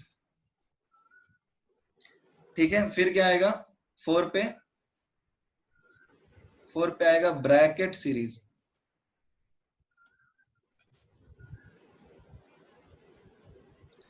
फिर क्या आएगा, फिर आएगा फंड। देखो हमफ्री कई जगह पे पढ़ते नहीं है वैसे, बट ठीक है, हमफ्री ज्यादातर केसेस में आपको यहीं तक पढ़ना होगा। कहां तक, ये फंड तक, ठीक है ना। तो अब देखो इसको याद कैसे करना है, n = 1 पे लाइमन, बामर, पास्चन, ब्रैकेट, फंड, हमफ्री, इन सबको एक जैसे सजा दिया। और बोर ने तो इनके एग्जैक्टली वेव नंबर निकालने के फॉर्मूले भी बताए थे ना। तो इनके फॉर्मूले के हिसाब से जो वेव नंबर बोर ने कैलकुलेट किया रिडवर्क फॉर्मूला से, वो बिल्कुल इसी वेवलेंथ पे आते थे। लेट अस सी कैसे। अब देखो क्या है, तुम्हें याद हो जाएगा, लेके भागो पास्ता बर्गर पिज्जा, लेके भागो पास्ता बर्गर पिज्जा, याद रहेगा ना। तो अब देखो क्या है, इमिशन देखो क्या है, इमिशन देखो n = 1 पे क्या है, n = 1 पे क्या है, लाइमन सीरीज। n = 2 पे क्या है, बामर सीरीज। n = 3 पे क्या है, पास्चन सीरीज। n = 4 पे क्या है, n = 4 पे क्या है बताओ,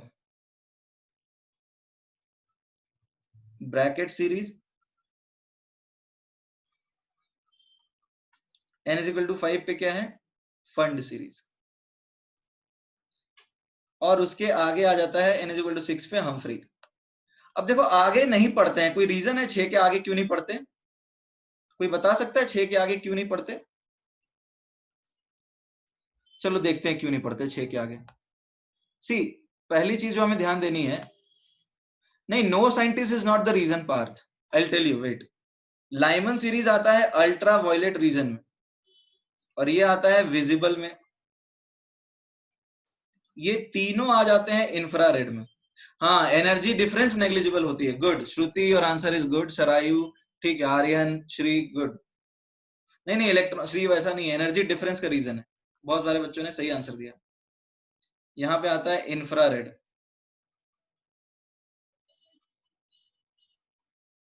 and this is far infrared. अब देखो तुम क्या है, तुम इसको याद कैसे रखोगे। लाइमन विजिबल है, तो यूवीआई जैसे होता है ना, याद है ना तुम्हें, चलो गोवा, ठीक है याद होगा तुम्हें, चलो गोवा एक्सयूवी लेके, तो यूवी के बाद तो विजिबल आता है, अल्ट्रावायलेट के बाद विजिबल आता है, उसके बाद क्या आता है, इंफ्रारेड। तो यहाँ पे यूवी इंफ्रारेड खत्म हो जाता है। अब देखो यहाँ पे ये याद हो जाएगा, यूवी आई, बस इतना ही याद रखना है, यूवी आई पहला अल्ट्रावायलेट, दूसरा विजिबल और तीसरा इंफ्रारेड, उसके आगे जा ही नहीं पाता। रीजन क्या है, एनर्जी डिफरेंस नीचे आने पे बहुत कम हो जाता है। एनर्जी डिफरेंस नीचे आने पे इतना कम हो जाता है कि इंफ्रारेड के बाद जो आता है, लेट से क्या आता है बताओ, माइक्रोवेव, वहां तक पहुंच ही नहीं पाते हैं। तो नीचे बहुत ज्यादा लो एनर्जी डिफरेंस है, इसलिए नया पहुंचता ही नहीं है, लेट से नया इलेक्ट्रोमैग्नेटिक रेडिएशन पहुंचता ही नहीं है। Is that clear everybody? Energy difference नीचे बहुत कम हो जाता है, इसीलिए नया जो इलेक्ट्रोमैग्नेटिक रेडिएशन है वो मिलता ही नहीं है, इसीलिए पढ़ते ही नहीं है, सिग्निफिकेंट नहीं है, बाकी सब इंफ्रारेड में ही आ जाएंगे। तो Lyman, बामर, Paschen, bracket, fund, Humphry, इसमें लाइमन अल्ट्रावायलेट, तो यूवीआई सिर्फ याद रखो, ultraviolet, visible, infrared. Is that clear? कुछ इमिट होता है बट वो इंफ्रारेड में ही लाई करेगा, ठीक है श्रेयस? पढ़ते यही 5 है, बिकॉज बाकी सिमिलर ही हो रहे थे, फिर इमिट होगा बट हम उसको पढ़ते हैं क्योंकि वो सिमिलर ही रहेंगे, सबके सब इंफ्रारेड ही रहेंगे। ओके, नाउ सी, यहां तक किसी को डाउट है? याद हो जाएगा, लेके भागो पास्ता, बर्गर, पिज्जा। उसके बाद यूवीआई, अल्ट्रावायलेट, विजिबल, ठीक है। अब देखो लाइमन सीरीज क्या है, लाइमन सीरीज आता है अल्ट्रावायलेट, ये क्या आता है, विजिबल, और बाकी सारे क्या आते हैं, इंफ्रारेड।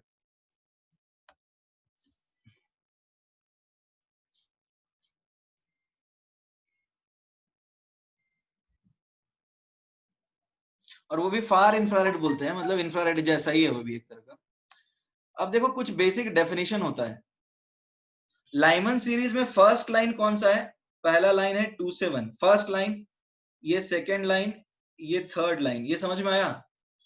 ये कॉन्वेंशन होता है। फर्स्ट लाइन मतलब, लाइमन सीरीज में फर्स्ट लाइन का मतलब समझ रहे हो, एक कॉन्वेंशन है। फर्स्ट लाइन मतलब पहला लाइन, 2 से 1, लाइमन सीरीज में पहला लाइन, देखो कुछ कन्वेंशंस होते हैं। सी, जैसे लाइमन सीरीज की बात करें तो लाइमन सीरीज में एक कन्वेंशन होता है फर्स्ट लाइन, जिसको हम बोलते हैं अल्फा लाइन। करेक्ट रेवती, इसको अल्फा लाइन भी बोलते हैं। ये पहला ट्रांजिशन है, it is the first transition, it is the first transition with lowest energy difference, lowest energy difference। देखो समझने की कोशिश करो, यदि हम लाइमन सीरीज की बात करें तो सबसे कम एनर्जी वाला कौन सा है बताओ? 2 से 1, 3 से 1, 4 से 1, और लास्ट क्या है, इन्फिनिटी से 1। सबसे कम एनर्जी वाला कौन सा लाइन है लाइमन सीरीज में? Everybody please respond. सबसे कम एनर्जी वाला लाइन कौन सा है लाइमन सीरीज में? 2 से 1, correct. So this is also called alpha line. इसको या तो हम अल्फा लाइन बोल सकते हैं या फिर फर्स्ट लाइन बोल सकते हैं, ज्यादातर फर्स्ट लाइन ही यूज करते हैं। अल्फा लाइन वाला कॉन्वेंशन जो है वो पुराना है, ज्यादा यूज नहीं करते, ठीक है। तो ये हो गया, इसको बोलो फर्स्ट लाइन या फिर अल्फा लाइन बोलेंगे, इसको बोलो सेकेंड लाइन या फिर बीटा लाइन, इसको बोलेंगे गामा लाइन, उस तरह से चलता जाता है। तो फर्स्ट लाइन जो है वो लोएस्ट एनर्जी वाला है, is that clear? First line क्या है, लोएस्ट एनर्जी है ना। तो यदि हम बात करें फर्स्ट लाइन की, तो यहाँ पे है डेल्टा ई मिनिमम, तो ये लेमडा क्या होगा, मैक्सिमम होगा, और फ्रीक्वेंसी मिनिमम होगा। तो ये लाइमन सीरीज का मैक्सिमम वेवलेंथ है और मिनिमम फ्रीक्वेंसी है। Is that clear everybody? Is that clear? ये फर्स्ट लाइन का एनर्जी देखो एनर्जी क्या होता है, delta E is H C by lambda and this is equal to H nu. तो जब ये मिनिमम है तो ये भी मिनिमम होगा और लेमडा क्या होगा, मैक्सिमम होगा, राइट? तुम चाहो तो ये लेमडा मैक्स कैसे निकालोगे, ये लेमडा मैक्स निकालोगे कैसे, 1240 upon 10.2 nanometre. Is that clear everybody? Is that clear? ठीक है। अब एक होता है लास्ट लाइन, एक होता है लास्ट लाइन। लास्ट लाइन को हम बोलते हैं series limit. What is series limit? Transition corresponding to maximum energy difference in a given series, ठीक है? तो अब ई मैक्स क्या होगा बताओ, यहां पे अल्फा लाइन था 2 से 1, तो लास्ट लाइन क्या है बताओ, लास्ट लाइन इंफिनिटी से 1 होगा ना। ये समझ में आया नहीं आया? देखो ये पहला लाइन है 2 से 1, दूसरा लाइन क्या होगा, दूसरा लाइन होगा 3 से 1, थर्ड लाइन क्या होगा, थर्ड लाइन होगा 4 से 1। तो लास्ट लाइन क्या है लाइमन सीरीज का, इंफिनिटी से 1। देखो पहला लाइन 2 से 1, दूसरा लाइन 3 से 1, तीसरा लाइन 4 से 1, तो लास्ट लाइन इंफिनिटी से 1। Is that clear everybody? तो ये जो है इसको हम बोलेंगे SL। SL का मतलब सीरीज लिमिट है। तो अब जब देखो क्या है, अब यहां पे क्या हम देख सकते हैं, यहां पे लास्ट लाइन है, ये लास्ट लाइन है जिसको बोलते हैं सीरीज लिमिट। ये आ रहा है इंफिनिटी से 1, तो क्या है बताओ, डेल्टा ई मैक्स है तो न्यू मैक्स होगा और लेमडा मिनिमम होगा। Is that clear? Lambda minimum होगा everybody, is that clear? Lambda यहाँ पे मिनिमम होगा। तो can we calculate the lambda minimum? Obviously we can. यहाँ पे लेमडा मिनिमम कैसे निकालेंगे, 1240 अपॉन एनर्जी डिफरेंस क्या है, 13.6 नैनोमीटर। ठीक है। अब देखो तो हमें रेंज ऑफ वेवलेंथ क्या मिला, देखो रेंज ऑफ वेवलेंथ मिल गया ग्रेटर देन लेमडा मिन and less than lambda max, यही ना। तो लेमडा का उसने एक रेंज निकाल दिया कि ये 1240 अपॉन 13.6 से ज्यादा होगा और 1240 अपॉन 10 पॉइंट कितना था, 10.2 ना, 10.2 से कम होगा इन नैनोमीटर। तो अब इससे उसने रेंज ऑफ वेवलेंथ भी निकाल दिया, और ये रेंज ऑफ वेवलेंथ किसमें आ रहा था, लाइमन सीरीज में, अल्ट्रावायलेट में। तो लाइमन ने जो ऑब्जर्वेशन किया उसने बोर ने उसको कैलकुलेट करके भी दिखाया कि देखो ये मिनिमम है, ये मैक्सिमम है और ये रेंज होगा वेवलेंथ का। एवरीबॉडी इसमें कोई डाउट है किसी को?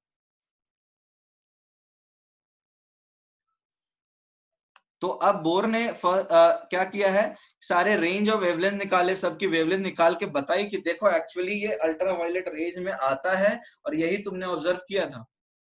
Is that clear? ठीक है।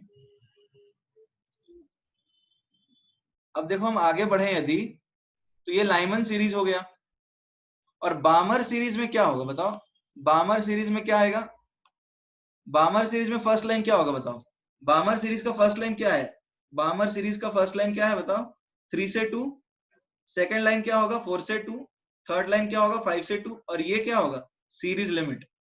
समझ में आया या नहीं आया?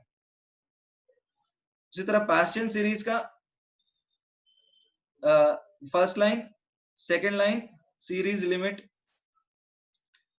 उसी तरह से हम आगे बात करें, सबके फर्स्ट लाइन होंगे, सीरीज लिमिट होगा, इसका भी फर्स्ट लाइन होगा, सीरीज लिमिट होगा, इसका भी फर्स्ट लाइन होगा और सीरीज लिमिट होगा।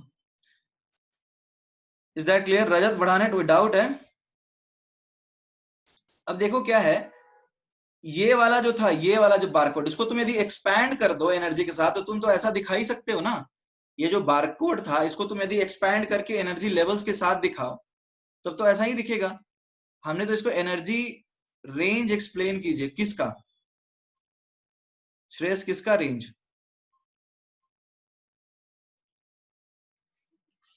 श्रेयस किसका रेंज पूछ रहे हो? रेंज ऑफ वेवलेंथ किसके लिए? लाइमन के लिए, बामर के लिए, किसके लिए? लाइमन के लिए। अच्छा ठीक है, रुक जाओ। अरे देखो, ये जो तुम्हारा लाइन है ये मैक्सिमम एनर्जी वाला लाइन है, ये वाला सॉरी मिनिमम एनर्जी वाला, तो ये लेमडा मैक्स हुआ और ये लेमडा मिनिमम हुआ। तो इनके बीच में जो भी वेवलेंथ होगा ये मिनिमम और मैक्सिमम के लाइन के बीच में ही लाई करेगा ना। श्रेयस ये बात समझ में आया? ये मिनिमम और मैक्सिमम के बीच में ही लाई करेगा। तो अब देखो फर्स्ट लाइन में हमने लेमडा मैक्स निकाल लिया, यानी इससे ज्यादा वेवलेंथ हो नहीं सकता। दूसरे केस में हमने लास्ट लाइन का लेमडा मिन निकाल लिया, तो जो भी वेवलेंथ लाइमन में लाई करेगा वो इस मिनिमम और मैक्सिमम के बीच में ही लाई करेगा ना। Is that clear? तो हमने रेंज ऑफ वेवलेंथ निकाल दिया, किसके लिए? लाइमन सीरीज के लिए। Everybody clear on this? किसी को डाउट है? अब देखो क्या है, हम इसको थोड़ा सा और समझते हैं। देखो क्या यहाँ पे हमें क्या मिला, ये देखो यदि हमने इस बारकोड को एनर्जी के साथ दिखाया तो देखो अभी किया क्या बोर ने, ये बारकोड जो बन रहा था ना अलग अलग सीरीज में, उसको एनर्जी के हिसाब से दिखाया, उनकी वेवलेंथ निकाली और दिखाया कि कैसे ये विजिबल में लाई करता है, कैसे ये इंफ्रारेड में लाई करता है, कैसे कौन से रेंज में कोई लाई कर रहा है। Is that clear everybody? समझ में आ रही है बात या नहीं आ रही है? तो अब उसने सब कुछ प्रूव कर दिया कि ये कैसे जो बामर ने ऑब्जर्व किया वो विजिबल में था, उसका वेवलेंथ निकाल के दिखाया। फिर पास्चर ने ऑब्जर्व किया वो कैसे इंफ्रारेड में था, उसका वेवलेंथ निकाल के दिखाया। ठीक है, तो इस तरह से उसने कैलकुलेशन करके दिखाया।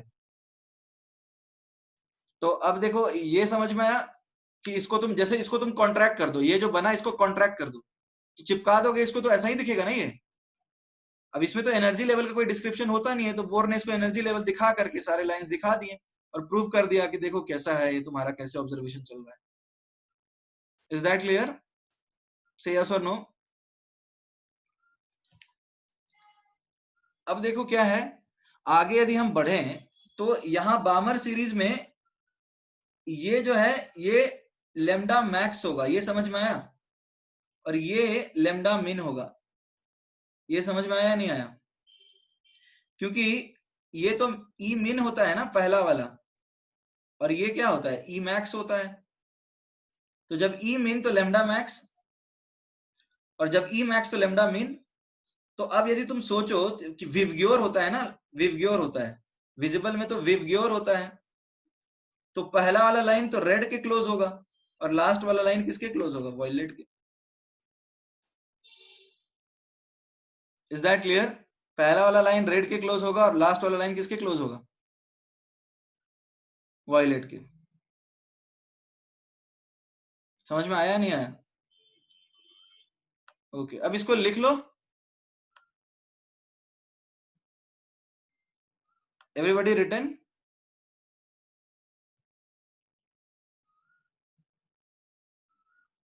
तो इसको पूरा लिख लो। शुड आई स्क्रॉल अप और डाउन? ठीक है, आप कर दिया। Sharayu, do you have any doubt? You can write in the, और लिख लो तुम, डाउट है तो बोलो। अनम्यूट किया है।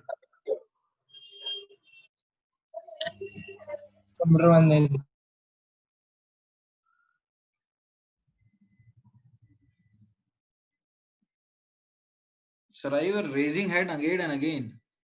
डाउट है तो मैंने अनम्यूट किया था, कुछ बोला ही नहीं।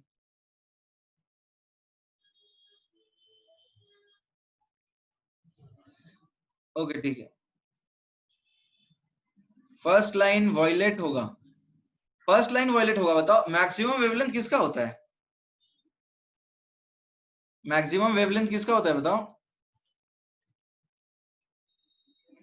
मैक्सिमम वेवलेंथ रेड का होता है, तो पहला वाला लाइन जो है वो मैक्सिमम वेवलेंथ है ना। Is that clear? अरे समझ में आया? पहला वाला लाइन तो मैक्सिमम वेवलेंथ है, तो पहला लाइन कौन सा होगा? रेड होगा। समझ में आया नहीं आया? Sharayu you are sir unmuted. हाँ सर ये जो कैलकुलेशन किया था लैम्डा मिनिमम और मैक्सिमम, ये लाइमन ने किया या बोर ने किया?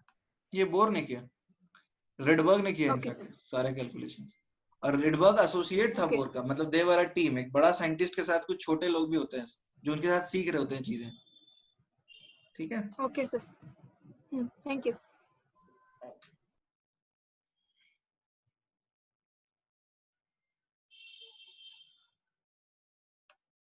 तो एवरीबॉडी रिटर्न।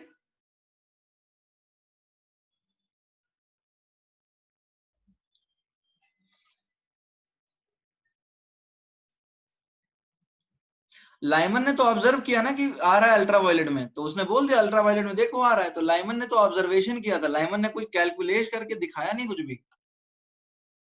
ठीक है, लाइमन ने सिर्फ ऑब्जर्वेशन किया, दिखा ये अल्ट्रावायलेट में, और उसने अपने नाम पे रख दिया क्योंकि उसने देखा है।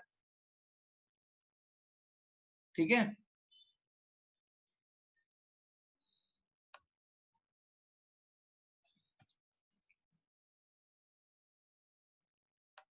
एवरीबॉडी रिटर्न, एवरीबॉडी डन, सबका हो गया? Okay, so let us take up questions now. छोटे मोटे क्वेश्चंस करेंगे हम। क्वेश्चन है calculate the wavelength of first line of, calculate the wavelength lambda of first line of Lyman series. Lyman series का first line जो है in terms of RH in hydrogen atom.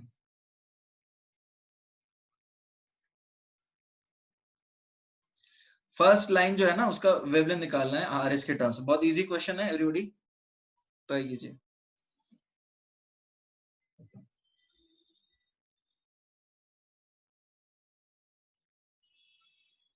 देखो Lyman series का first line क्या है बताओ?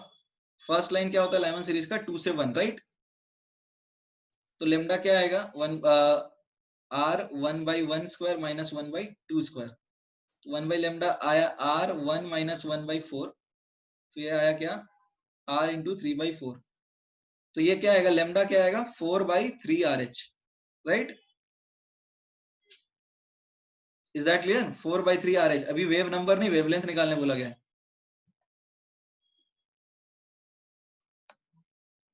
Everybody is that clear? Next question है calculate wave number. इस बार वेव नंबर निकालने के लिए बोला गया है, ठीक है? वेवलेंथ नहीं, इस बार wave number. Calculate wave number of, calculate wave number of third line of Balmer series in hydrogen atom।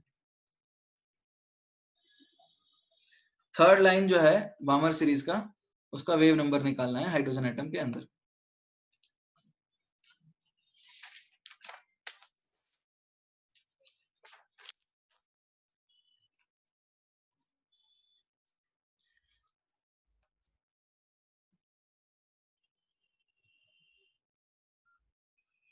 ठीक है, थर्ड लाइन के लिए बताओ।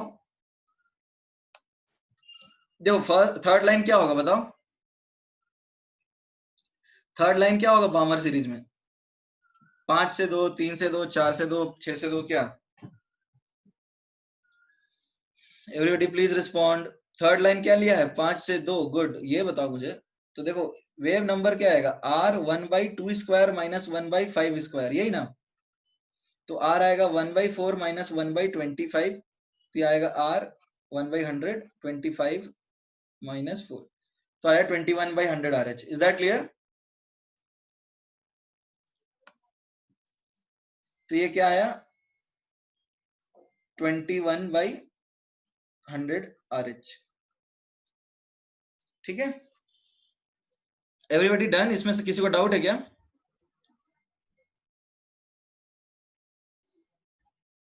Everybody done?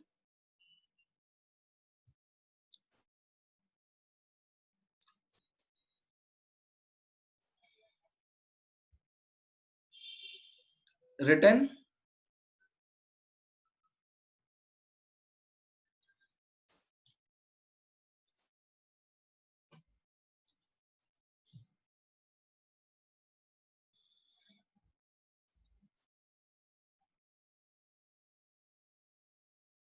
ओके ठीक है, आगे बढ़ते हैं फिर हम।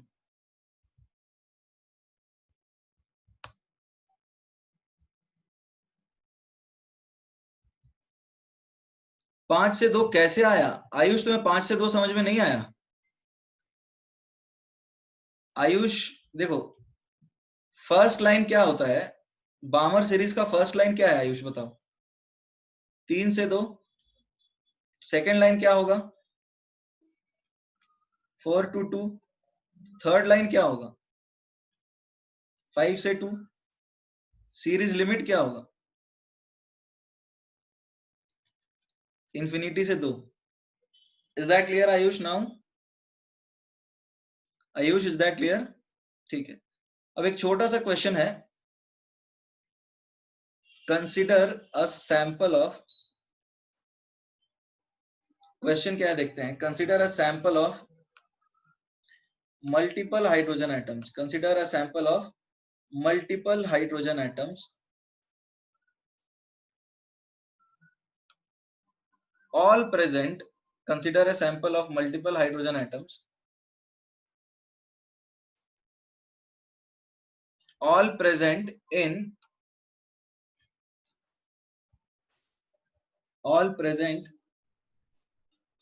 in fourth excited state. तो देखो फोर्थ एक्साइटेड स्टेट क्या आएगा? n is equal to 5। तो क्वेश्चन है calculate the maximum number of spectral lines emitted in the emission spectra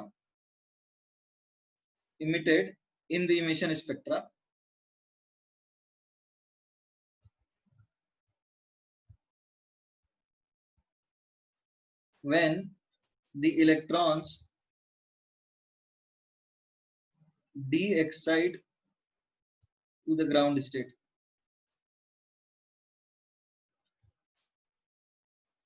question समझ में आया? हाँ, प्रथमेश आंसर है 10 आंसर है। ओके ठीक है, 5 ठीक है, 10 है। ओके एवरीबॉडी, किसी का आंसर आया? Prathamesh your answer is correct, good. 5 factorial नहीं होगा, 10 होगा, ठीक है। जैसे मान लो बहुत सारे बच्चे हैं जो कि 5वीं नंबर सीढ़ी पे हैं, फिर चौथी पे 5वीं नंबर सीढ़ी है, चौथी, फिर तीसरी, फिर देखते हैं दूसरी, और फिर नीचे पहली।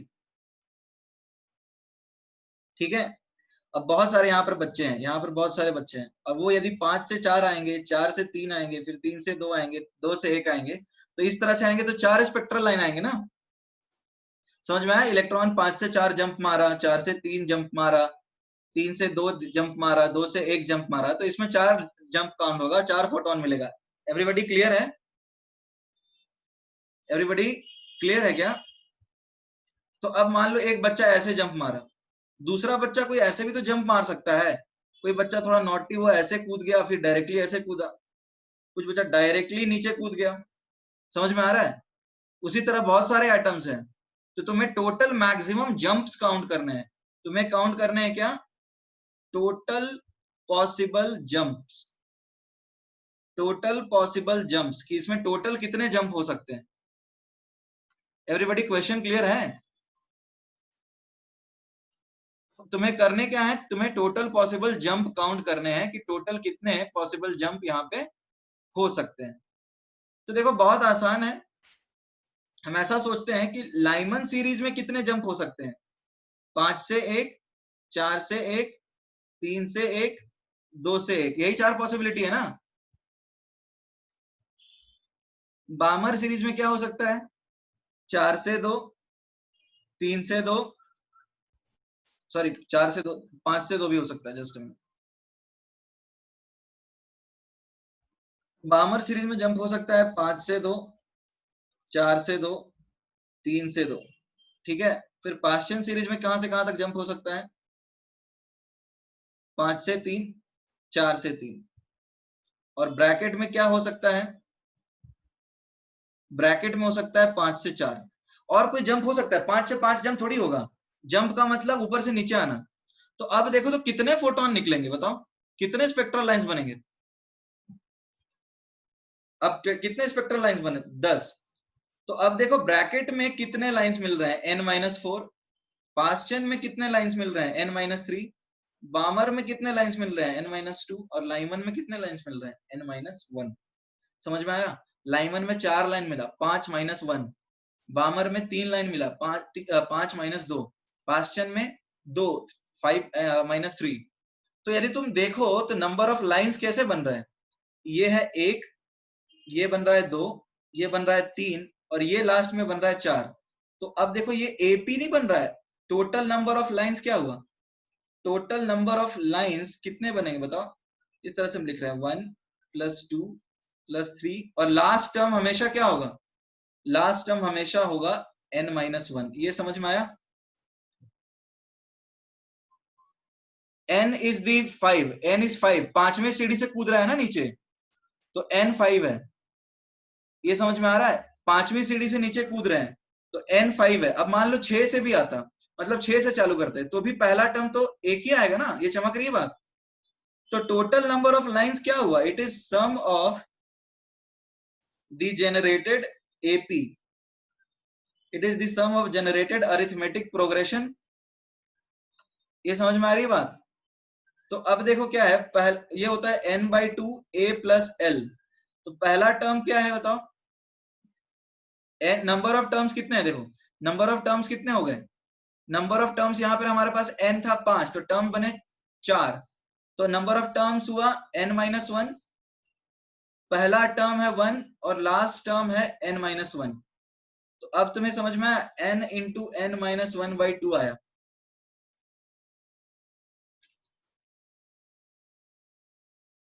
This is simply n × n-1/2। तो ये एक फॉर्मूला बन गया ना। समझ में आ रहा है? तो अब तुम्हें क्वेश्चन में क्या दिया था? बोला गया था 5 से जंप मार रहा है, तो तुम क्या करते? 5 × 5 - 1/2, यानी 5 × 4/2, कितना? 10 स्पेक्ट्रल लाइन डायरेक्टली तुम कैलकुलेट कर सकते थे। समझ में आया?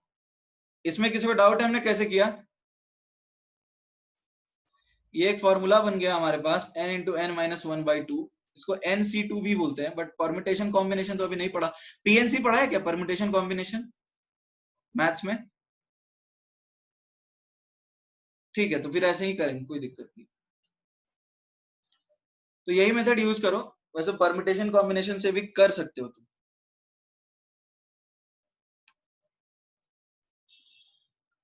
ओके, तो अब देखो यहाँ पे कैसे काउंट करना है, इसमें किसी को डाउट है? This is for maximum number of spectral lines. This formula is for, this is for maximum number of spectral lines. Maximum number of spectral lines produced when electron jumps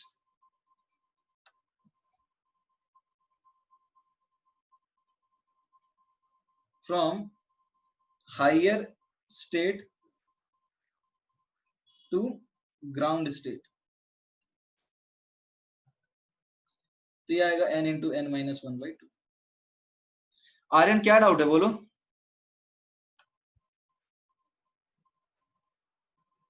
Aryan क्या doubt है? Write down in the chat box.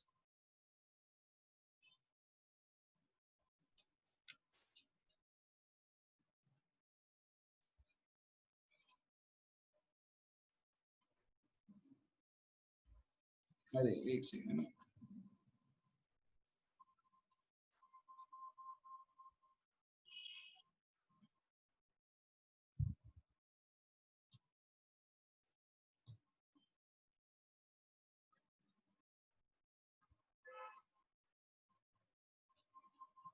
बोलो Aryan. Sir हाँ sir ये formula from मतलब जो भी state में है टू ग्राउंड स्टेट के लिए है। और ग्राउंड स्टेट अगर के लिए। हमें अगर वो इलेक्ट्रॉन को फर्स्ट एक्साइटेड स्टेट तक ही जाना होगा तो फिर कौन सा फॉर्मूला यूज करें? तो दूसरा फॉर्मूला बनेगा ना, वो हम देखेंगे नेक्स्ट क्लास में। Okay sir.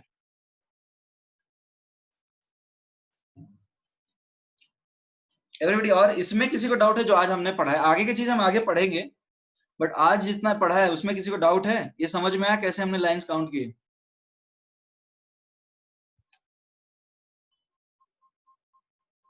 आगे जो आएगा will see that.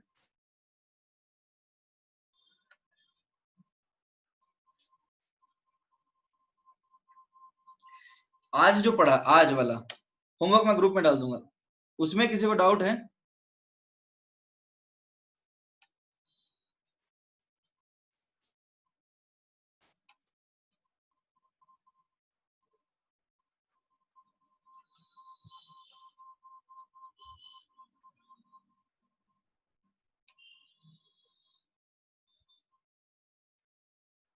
Anybody, do you have any doubt? Okay, ठीक है, fine. So we'll meet in the next lecture.